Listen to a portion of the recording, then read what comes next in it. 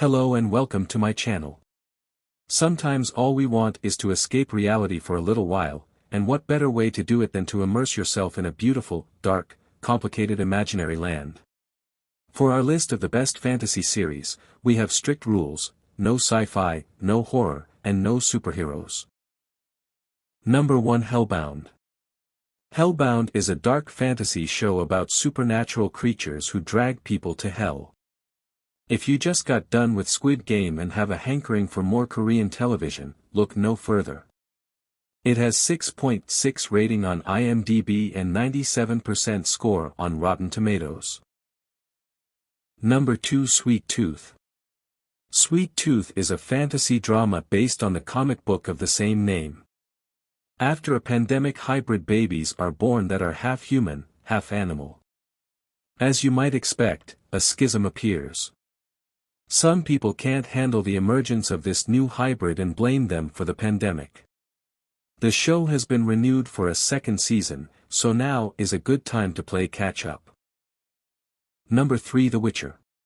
Fans of high fantasy will appreciate Netflix's The Witcher, as it prioritizes an epic narrative and insightful character moments over the sex and spectacle that other shows seem to rely on, although it has some of that, as well.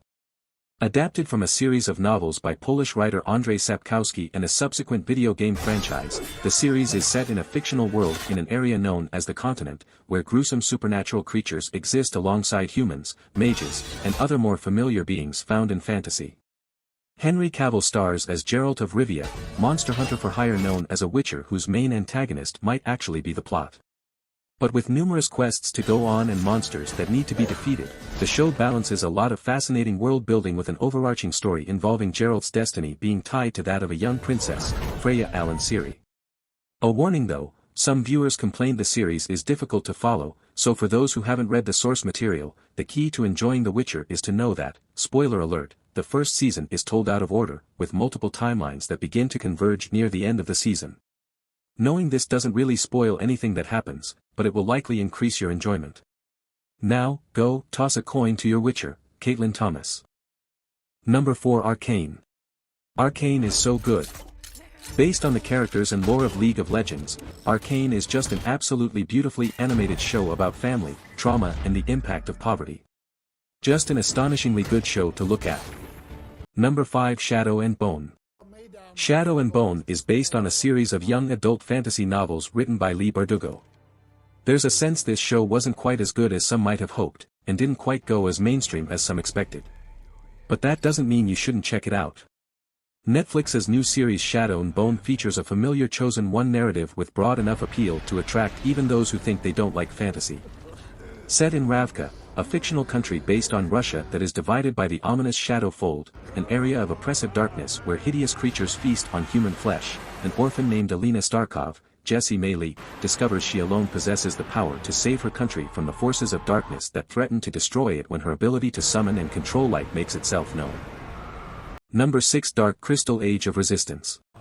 A prequel to Jim Henson's 1982 cult film The Dark Crystal, Netflix's TV series Age of Resistance is one of the most impressive feats of puppeteering and practical effects we've ever seen. It's truly unlike anything else on this list and probably unlike anything you've ever seen before. And because the events of the show occur prior to the events of the film, you don't necessarily need to have seen the film in order to enjoy the series.